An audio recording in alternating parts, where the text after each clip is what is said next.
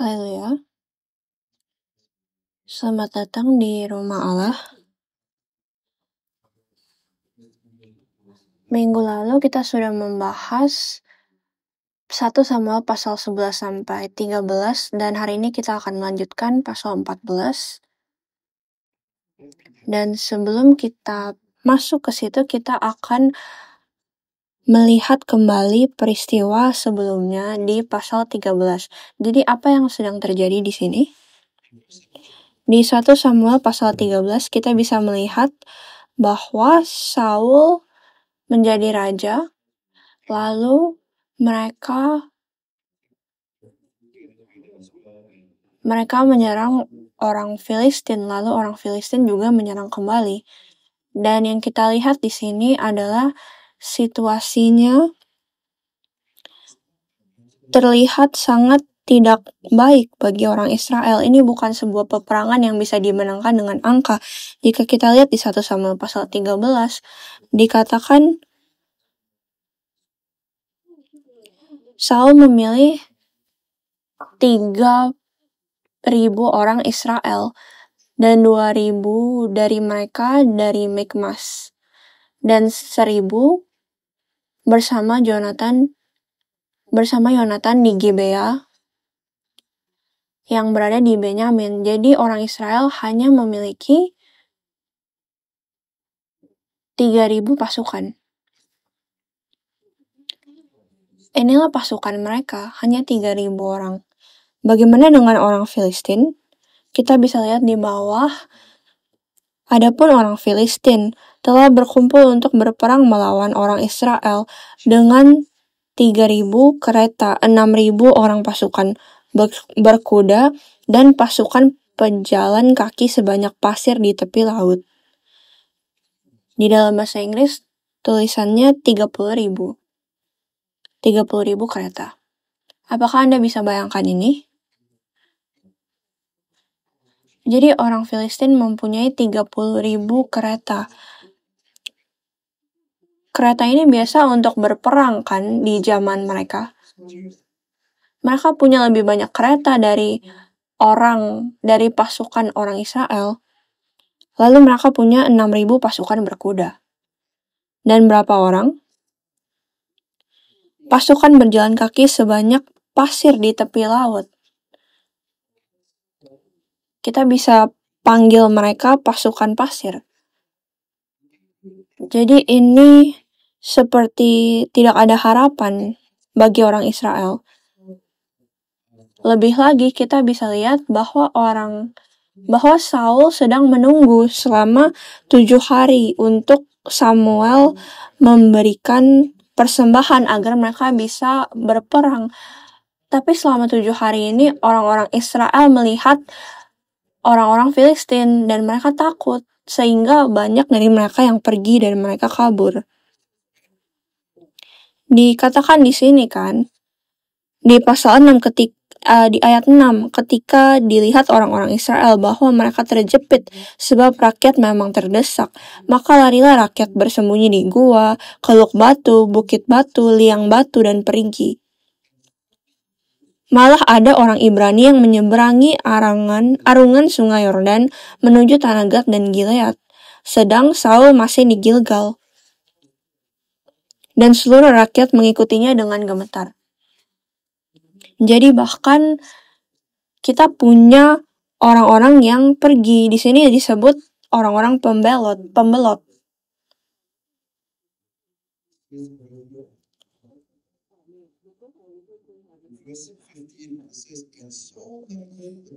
Kemudian Saul memeriksa barisan rakyat yang bersama-sama dengan dia itu, kira-kira 600 orang banyak yang dikatakan di ayat 15. Jadi sudah tidak 3.000 orang lagi, sekarang hanya tersisa 600 orang. Melawan sebanyak ini, bisa atau tidak bisa? Tidak bisa. Bagaimana ini terjadi? Jadi pembelot ini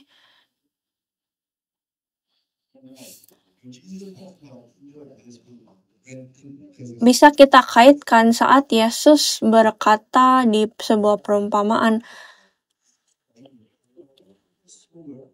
Di perumpamaan penabur, Matius pasal 13 ayat 20 sampai 21, dikatakan benih yang ditaburkan di tanah yang berbatu-batu ialah orang yang mendengar firman itu dan segera menerimanya dengan gembira, tetapi ia tidak berakar dan tahan sebentar saja. Apabila datang penindasan atau penganiayaan karena firman itu, orang itu pun segera murtad.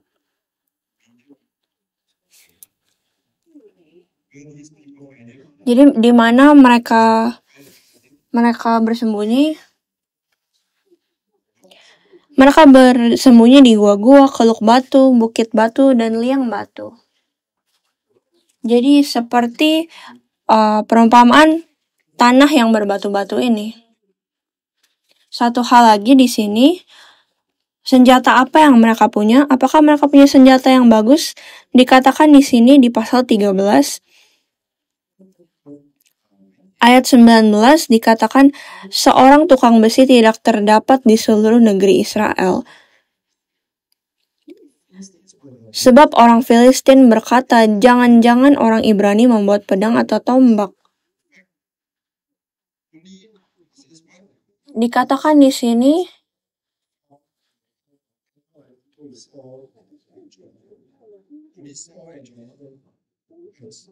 hanya Saul dan Yonatan yang memiliki pedang. Yang lain, mereka membawa senjata mereka masing-masing. Mereka mengasah kapak mereka sendiri dan ini semua digunakan untuk berperang melawan pasukan Filistin yang besar. Jadi mari kita kembali ke pasal 14.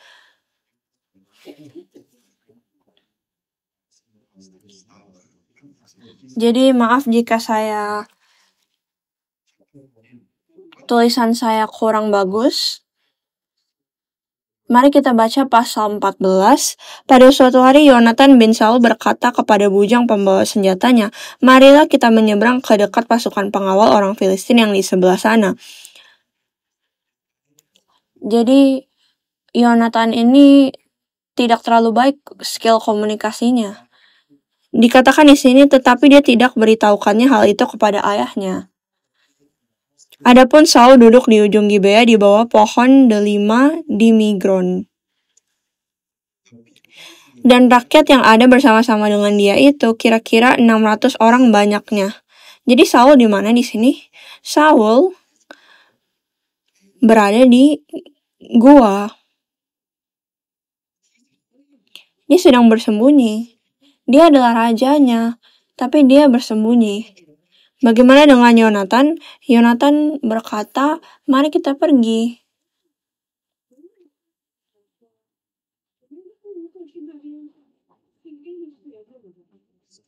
Mari kita pergi. Mari kita berperang. Saul sedang bersembunyi di gua di sini. Ada 600 orang. Ahia anak Ahitub, saudara Ikhabod anak Pineas, anak Eli, imam Tuhan di Silo, dialah yang memakai baju efod pada waktu itu. Tetapi rakyat tidak tahu tentang perginya Yonatan itu.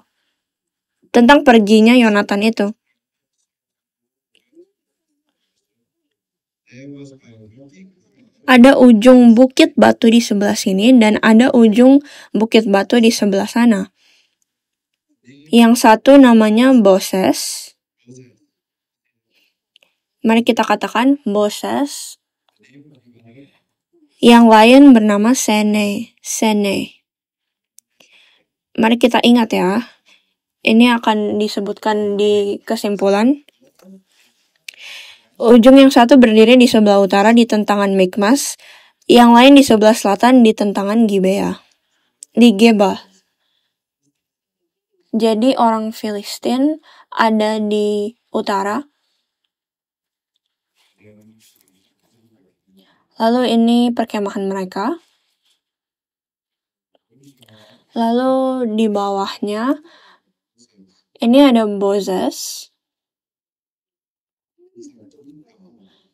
Dan ini turun ke bawah. Jadi ada dua bukit batu dan dua-duanya turun seperti itu. Lalu di sini adalah Saneh. lalu ada perkemahan orang Israel.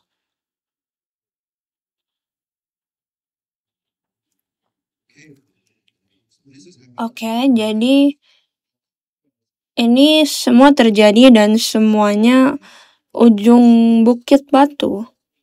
Jadi beberapa translation tulisnya Bukit Batu atau jurang. Ini mustahil untuk pergi ke bawah sana sebagai sebuah pasukan. Lalu lanjut lagi, berkatalah Yonatan kepada bujang pembawa senjatanya itu, "Mari kita menyeberang ke dekat pasukan pengawal orang-orang yang tidak bersunat ini. Mungkin Tuhan akan bertindak untuk kita, sebab bagi Tuhan tidak sukar untuk menolong, baik dengan banyak orang maupun dengan sedikit orang." Ini adalah iman Yonatan, betapa besarnya iman yang dia punya, kan? Ia tahu bahwa pertempuran ini hanya dilawan oleh Tuhan, hanya bukan tentang betapa besarnya pasukan kita. Ayat 7, lalu jawab pembawa senjatanya itu kepadanya, "Lakukanlah niat hatimu itu, sungguh aku sepakat." Berapa banyak dari kita mau mempunyai teman seperti ini, kan? Lalu kata Yonatan, "Perhatikan, kita menyeberang ke dekat orang-orang itu dan memperlihatkan diri kepada mereka. Apabila kata mereka kepada kita begini, 'Berhentilah sampai kami datang padamu,' maka kita tinggal berdiri di tempat ini dan tidak naik mendapatkan mereka. Tetapi apabila kata mereka begini, 'Naiklah kemari,' maka kita akan naik. Sebab kalau demikian, Tuhan telah menyerahkan mereka ke dalam tangan kita. Itulah tandanya bagi kita." Ketika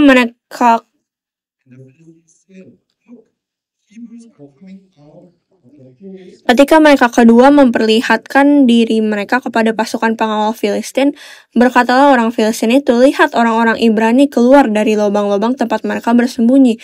Orang-orang dari pasukan pengawal berseru kepada Yonatan dan membawa senjatanya, katanya, "Naiklah, maka kami akan menghajar kamu." Lalu kata Yonatan kepada senjatanya, "Naiklah mengikuti aku, sebab Tuhan telah menyerahkan mereka ke dalam orang Israel." Maka naiklah Yonatan merangkak ke atas dan diikuti oleh pembawa senjatanya. Orang-orang itu tewas terparang oleh Yonatan, sedang pembawa senjatanya membunuh mereka dari belakangnya. Jadi pembawa senjata di zaman itu, mereka punya 3 tugas pembawa senjata. Yang pertama,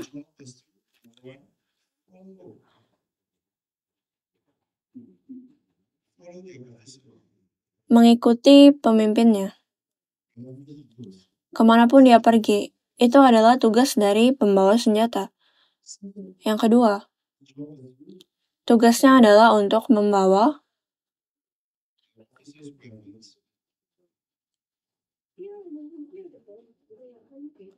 senjata dari pemimpin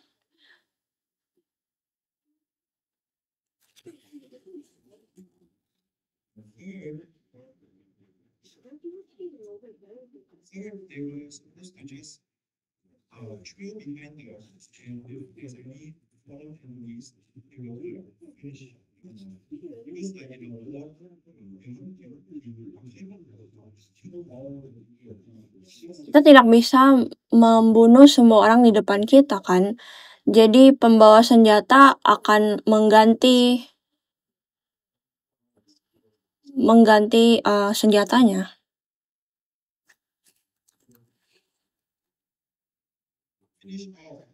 Jadi yang ketiga,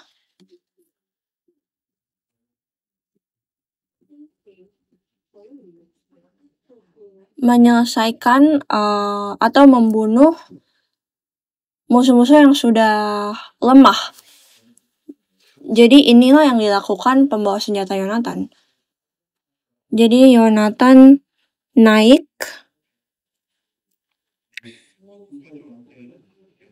orang-orang itu tewas terparang oleh Yonatan setelah pembawa senjatanya membunuh mereka dari belakangnya. Jadi Yonatan di sini merangkak ke atas menggunakan tangan dan kakinya, dan orang Filistin langsung jatuh.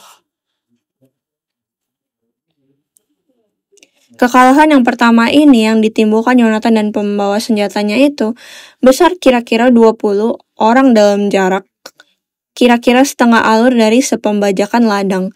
Lalu timbullah kegentaran di perkemahan, di padang, dan di antara seluruh rakyat. Juga pasukan pengawal dan penjara-penjara itu gentar dan bumi gemetar. Sehingga menjadi kegentaran yang dari Allah. Di sini dikatakan buminya bergemetar. Mungkin Allah mengirim sebuah gempa bumi dan orang-orang Filistin di depan Yonatan langsung jatuh. Lalu tinggal dibunuh oleh pembawa senjata Yonatan.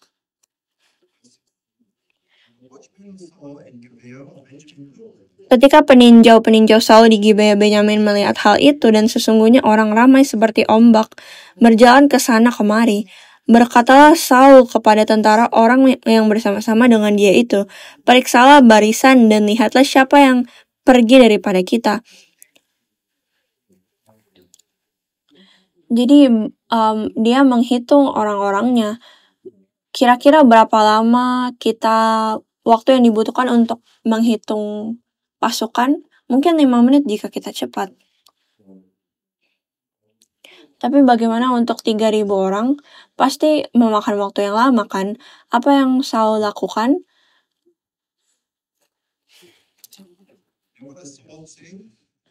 Dia menunda. Dan apa yang Saul katakan? Mereka memeriksa barisan dan ternyata Yonatan dan pembawa senjatanya tidak ada. Lalu kata Saul kepada Ahia, "Bawalah baju efod kemari," karena pada waktu itu dialah yang memakai baju efod di antara orang-orang Israel.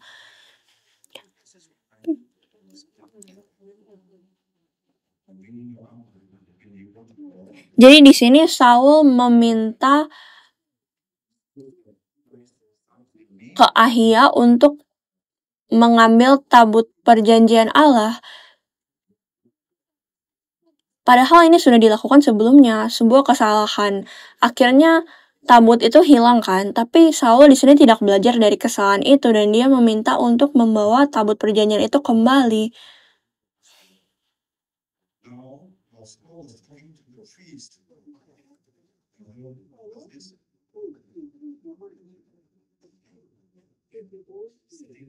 Jadi di sini di ayat 19 dikatakan sehingga Saul berkata pula kepada imam itu, "Biarlah." Di sini Saul menunda lagi.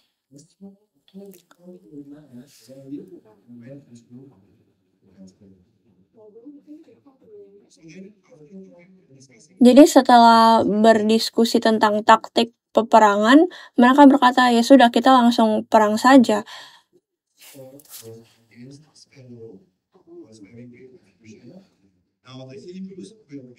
Lagi pula orang-orang Ibrani yang telah lama tinggal pada orang Filistin dan yang telah ikut maju dalam tentara mereka juga berbalik untuk bergabung dengan orang-orang Israel yang ada bersama-sama dengan Saul dan Yonatan. Jadi bukan hanya mereka pembelot, tapi mereka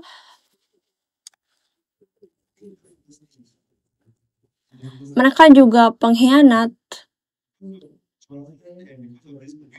Dan karena semua orang panik, akhirnya mereka kembali ke orang-orang Allah.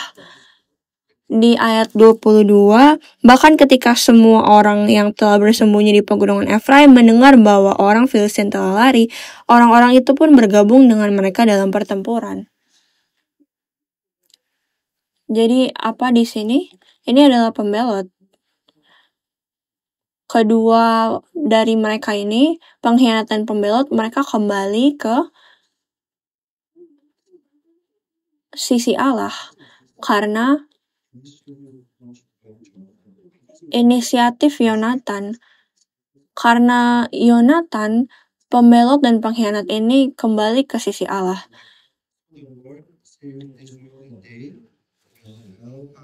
Demikianlah Tuhan menyelamatkan orang Israel pada hari itu. Pertempuran itu meluas sampai lewat Bet Awen.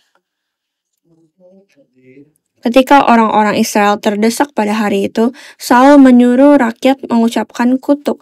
Katanya, terkutuklah orang yang memakan sesuatu sebelum matahari terbenam, dan sebelum aku membalas dendam terhadap musuhku. Apa keywordnya di sini? Aku membalas dendam terhadap musuhku. Jadi dia mengambil ini secara personal. Dia tidak terlalu memikirkan tentang pasukan-pasukannya, tapi ia hanya memikirkan tentang kemenangannya dan memikirkan tentang pembalasan dendamnya sendiri, dan bilang semua dari kalian tidak boleh makan sampai kita membalas dendam.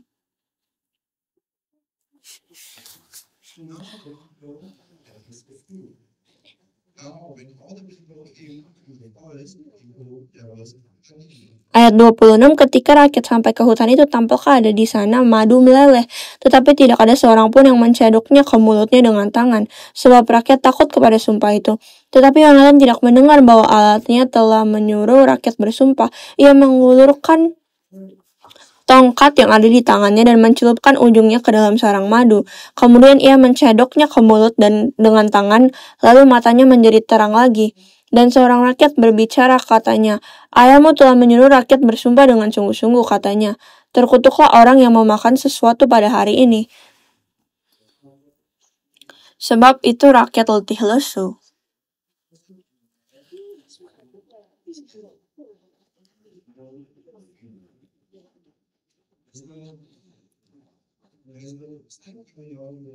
Ada sebuah paralel dengan Saul dan orang-orang Farisi di zaman Yesus. Apa yang Saul lakukan di sini? Saul membuat ini sebagai manusiawi, kan?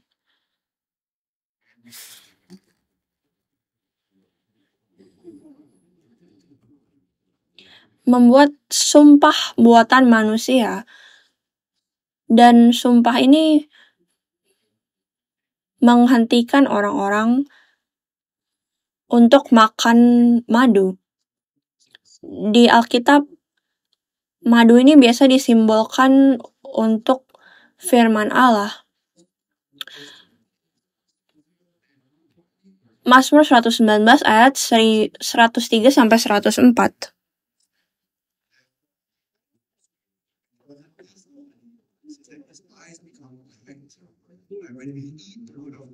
Saat kita memakan madu,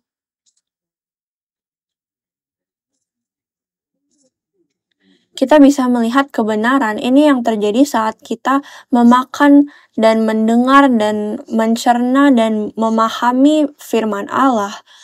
Jadi di sini Yonatan mukanya sampai bersinar karena ia memakan madu ini. Jadi di sini orang Farisi juga membuat sumpah buatan manusia yang menghentikan firman Allah.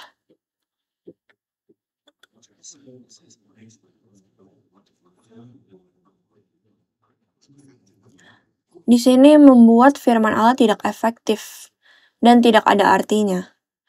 Kembali lagi di ayat 29, lalu kata Yonatan, Allahku mencelakakan negeri, coba lihat bagaimana terangnya mataku setelah aku merasai sedikit dari madu ini. Apalagi jika sekiranya rakyat pada hari ini boleh makan dengan bebas dari jarahan musuhnya yang telah didapatnya, tetapi sekarang tidaklah besar kekalahan di antara orang Filistin. Dan pada hari itu mereka memukul kala orang Filistin dari Mikmas sampai ke Ayalon. Rakyat itu sudah sangat letih lesu. Ayat 32, sebab itu rakyat menyambar jarahan, mereka mengambil kambing domba, lembu, dan anak lembu, menyembelihnya begitu saja di atas tanah dan memakannya dengan darahnya. Lalu diberitakanlah kepada Saul, demikian lihat rakyat berdosa terhadap Tuhan karena memakan dengan darahnya. Dan ia berkata, kamu berbuat khianat, gulingkan sekarang juga sebuah batu besar kemari. Jadi dia menyalahkan siapa? Orang-orang rakyat-rakyatnya. Padahal siapa yang sebenarnya salah? Apakah salah rakyatnya karena mereka bertarung tanpa makan? Apakah itu salah Saul atau apakah itu salah rakyatnya? Itu salah Saul kan? Tapi ia menyalahkan orang-orang. Saul berkata di ayat 34 kan, berserak-seraklah di antara rakyat dan katakan kepada mereka setiap orang harus membawa lembunya atau dombanya kepadaku, sembelilah itu di sini. Maka kamu boleh memakannya, tetapi jangan berdosa terhadap Tuhan dengan memakan darahnya. Lalu setiap orang dari seluruh rakyat membawa serta pada malam itu lembunya dan mereka menyembelihnya di sana. Jadi karena sumpah dari Saul ini, apa hasilnya? Sekarang mereka bukan hanya kelaparan. Saat kita lapar kita tidak bisa lari dengan cepat, tapi sekarang mereka harus mengantri dengan sangat panjang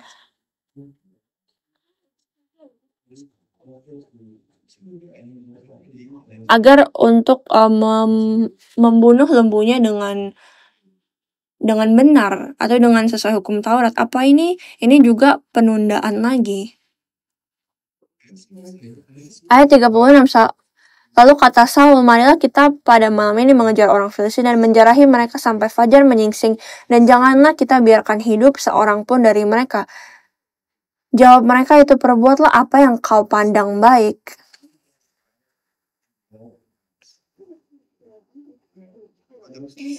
Ini seperti berkata, lakukan apa yang menurutmu benar.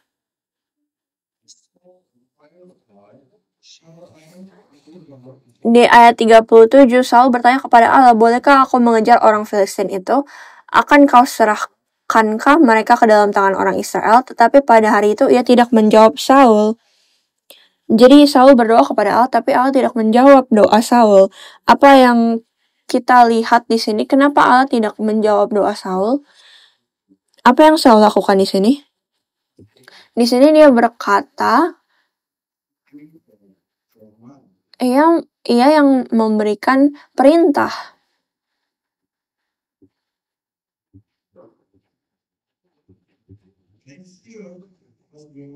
Lalu di sini apa yang terjadi?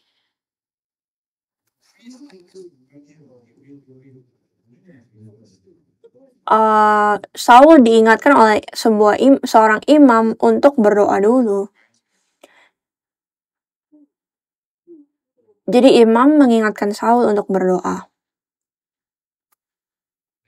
Lalu Saul berdoa. Tapi Allah tidak menjawab.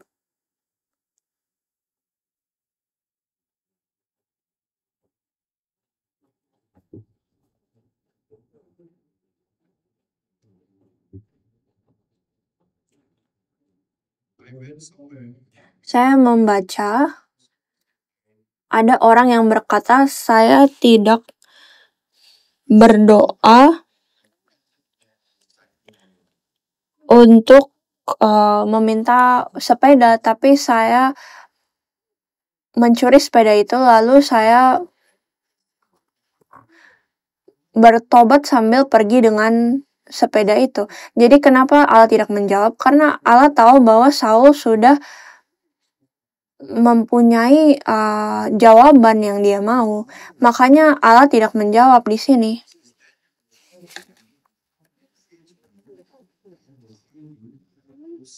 Yeremia 29 ayat 12 sampai 13, dan apabila kamu berseru dan datang untuk berdoa kepadaku, maka aku akan mendengarkan kamu. Apabila kamu mencari aku, maka kamu akan menemukan aku.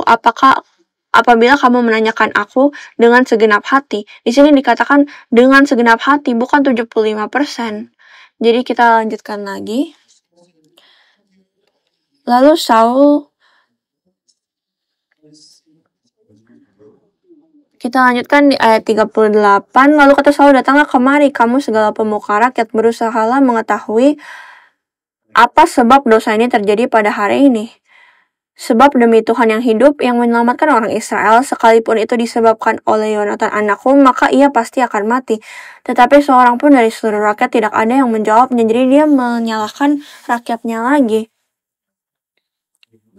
Di ayat 40 kemudian berkata ia kepada seluruh orang Israel, kamu berdiri di sebelah yang satu dan aku serta anakku Yonatan akan berdiri di sebelah yang lain. Lalu jawab rakyat kepada Saul, perbuatlah apa yang kau pandang baik. Mungkin ini bukan menyuruh dengan baik-baik, mungkin hanya perbuatlah apa yang kau pandang baik. Ayat 41 lalu berkatalah Saul, ya Tuhan Allah Israel, mengapa engkau tidak menjawab hambamu pada hari ini? Jika kesalahan itu ada padaku atau anakku Yonatan, ya Tuhan Allah Israel, tunjukkanlah kiranya Urim. Tetapi jika kesalahan itu ada pada umatmu Israel, tunjukkanlah Tumim. Lalu didapati Yonatan dan Saul, tetapi rakyat itu terluput. Jadi ini untuk Urim dan Tumim ini digunakan untuk membuat keputusan pada zaman itu.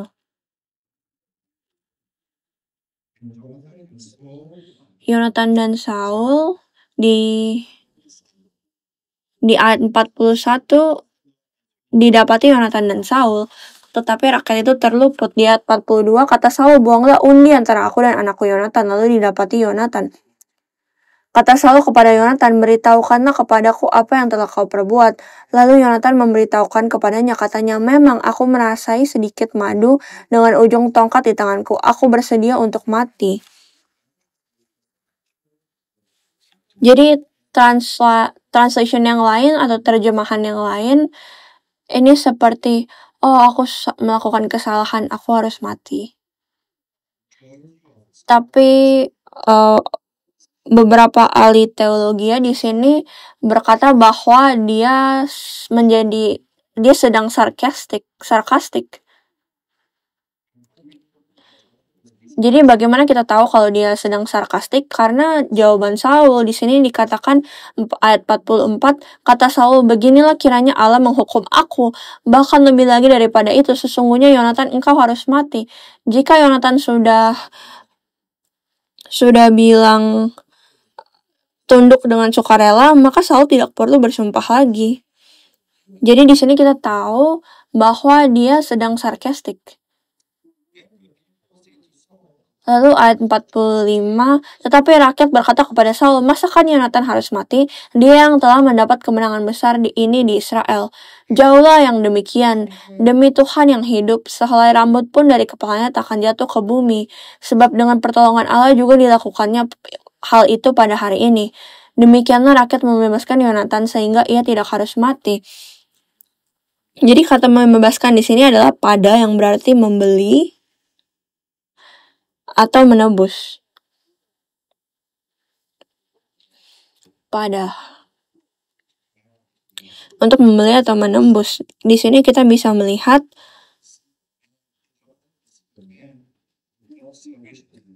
Yonatan yang menyelamatkan rakyat-rakyatnya, tetapi ia dituduh dan disuruh untuk mati. Apakah ini terdengar familiar? Jadi kita bisa lihat bahwa Yonatan ini merepresentasikan Yesus Kristus. Dan di semua ini, apa yang bisa kita lihat? Saul yang berkata, siapa yang melanggar sumpahku, ayo ambil Urim, Tumim. Apa yang dilakukan di sini? Dengan lagi-lagi dia sedang menunda-nunda. Jadi orang Filistin selama ini sedang lari dan kabur. Tapi Saul malah bilang, tunggu, siapa yang makan madunya? Siapa yang melanggar sumpahku? Orang ini hanya sangat peduli dengan agenda dia, dengan sumpah dia. Dia bahkan tidak fokus dengan kemenangan rakyatnya. Dia hanya fokus pada dirinya sendiri. Ayat 46, maka pulanglah Saul setelah mengejar orang Filistin. Dan orang Filistin itu pun kembali ke tempat kediamannya. Ayat 47, setelah Saul mendapat jabatan raja atas Israel, maka berperanglah ia dengan segala penjuru melawan segala musuhnya, melawan Moab, Bani Ammon, Edom, raja-raja negeri Zoba, dan orang Filistin. Dan kemanapun ia pergi, ia selalu mendapat kemenangan. Ia melakukan perbuatan-perbuatan yang gagah perkasa, memukul kalah orang Amalek, dan melepaskan orang Israel dan seterusnya. Lalu di ayat 52 dikatakan hebat peperangan melawan orang Filistin selama zaman Saul. Selama zaman Saul ada banyak peperangan yang hebat. Kenapa? Karena mereka tidak membunuh mereka semua di satu peperangan. Jadi dia sibuk menunda-nunda, dia mendiskusikan taktik, lalu ia bersembunyi di gua, lalu ia membuat sumpah, lalu ia membuat orang-orang mengantri untuk makan, lalu menuduh orang-orang untuk yang melanggar sumpahnya. Jadi di sini Saul hanya menunda selama ini.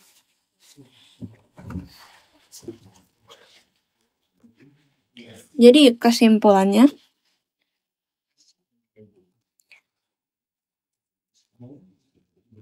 mari kita bandingkan Saul versus Yonatan.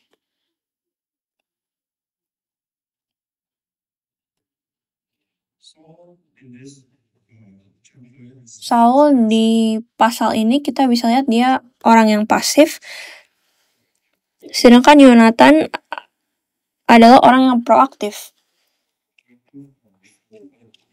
Proaktif tapi dengan skill komunikasi yang kurang baik.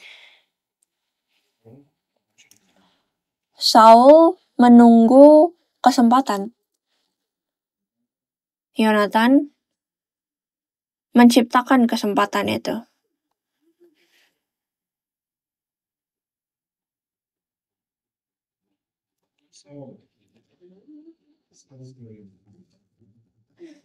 Saul melayani dirinya sendiri. Peperangannya hanya untuk diri dia sendiri.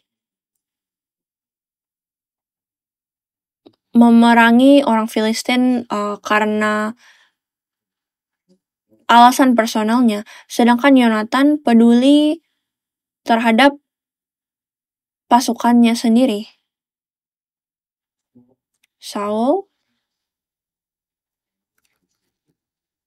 bergantung pada banyak hal kecuali Allah. Bergantung pada besarnya pasukannya, bergantung pada imam, bergantung pada tabut, bergantung pada kesempatan. Yonatan, dia bergantung pada apa? Pada kekuatan Allah. Ia bergantung pada Allah.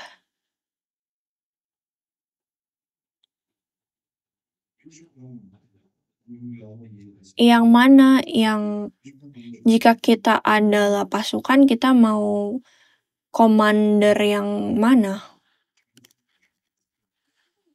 Komandan yang seperti apa? Mungkin kita tahu Yonatan jawaban yang benar, tapi ia agak-agak gila. Siapa yang mengikuti Yonatan? Penjaga pedang, pembawa pasukannya kan?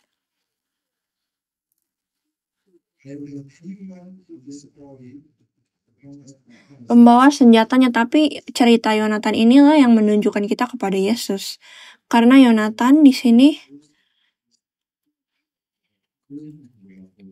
ia masuk ke peperangan, datang sebelum yang lain datang. Seperti bagaimana Yesus datang kepada kita saat kita masih menjadi musuhnya. Yesuslah yang menginisiasi keselamatan, ia yang memulai prosesnya. Jadi jika kita mau menjadi pengikut Yesus Kristus, kita harus melihat orang-orang yang mengikuti Yonatan, pembawa senjatanya. Mari kita lihat kembali ke pembawa senjatanya.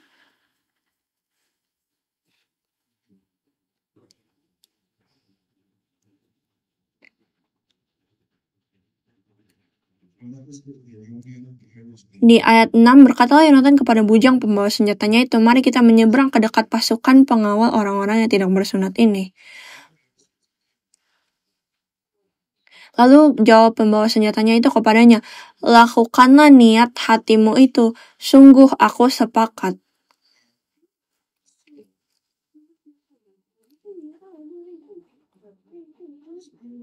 Kata-kata ini adalah kata-kata dari iman yang besar. Dan ini harus menjadi kata-kata kita kepada Kristus. Lakukanlah niat hatimu itu, sungguh aku sepakat. Apa yang kita bisa lihat di sini? Menyerahkan diri, pembawa senjata ini menyerahkan dirinya kepada Yonatan. Kamu pergilah, aku sepakat denganmu.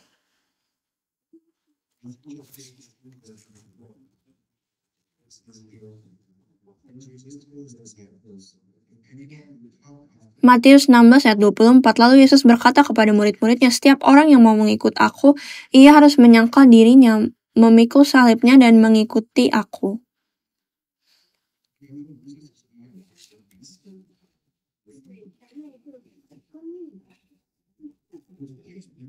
Ayat 25, karena barang siapa mau menyelamatkan nyawanya, ia akan kehilangan nyawanya, tetapi barang siapa kehilangan nyawanya, karena aku, ia akan memperolehnya. Jadi kita harus menyangkal diri kita dan mengikuti Yesus.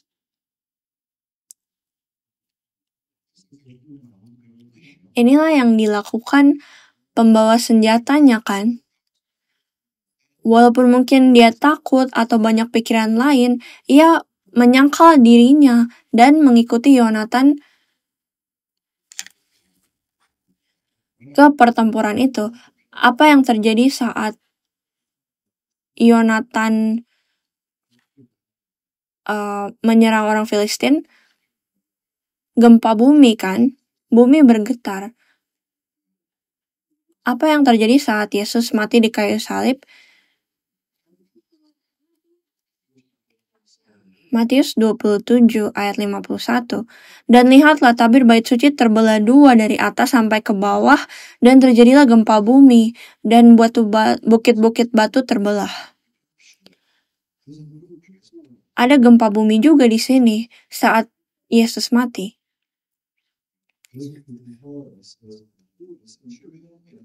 Ayat 54, kepala pasukan dan prajurit-prajuritnya yang menjaga Yesus menjadi sangat takut ketika mereka melihat gempa bumi dan apa yang telah terjadi, lalu berkata, sungguh ini adalah anak Allah.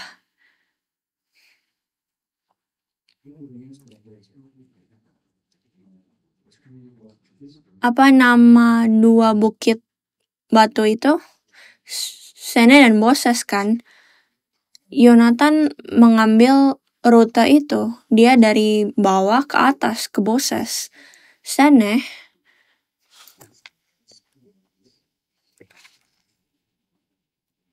tulisannya seperti ini.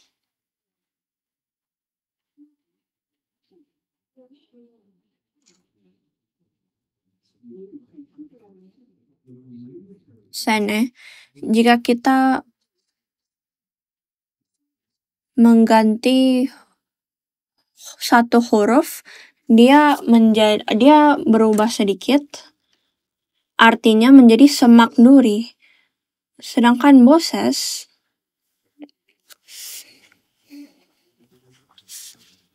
tulisannya seperti ini.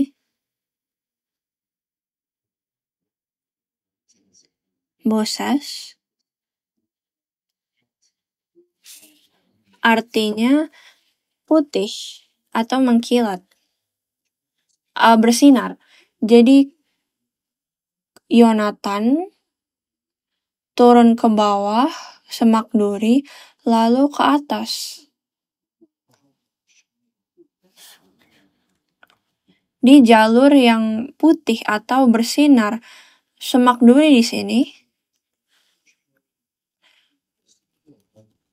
adalah simbol dari semak duri yang ada di kepala Yesus dan tangan dan kakinya yang tertusuk. Dan Boses di sini menyimbolkan kejayaan dan kemuliaan dari kesengsaraan Yesus. Jadi kita harus menyangkal diri kita dan mengikuti Yesus. Jika kita melakukan itu, maka kita juga akan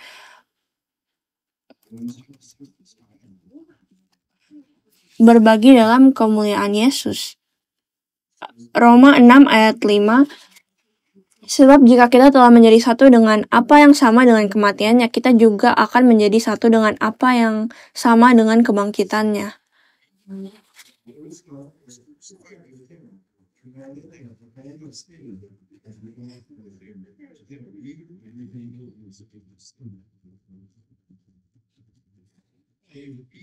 Ayat 6, karena kita tahu bahwa manusia lama kita telah turut disalibkan supaya tubuh dosa kita hilang kuasanya, agar jangan kita menghambakan diri lagi kepada dosa. Jadi kita jika menyangkal diri kita dan mengikuti Yesus, maka kita juga akan berbagi dengan kemuliaan Yesus. Saya berdoa agar kita bisa menjadi pembawa senjata Yesus. Kristus adalah Yonatan yang sejati. Jadi pembawa senjatanya tidak punya pedangnya sendiri, tetapi mengikuti tuannya. Kiranya kita bisa mengikuti Yesus melalui semak duri dan menuju kemuliaannya. Amin. Mari kita berdoa.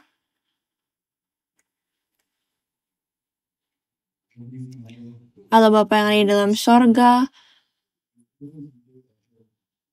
kami berdoa agar tidak ada lagi penundaan. Bapa,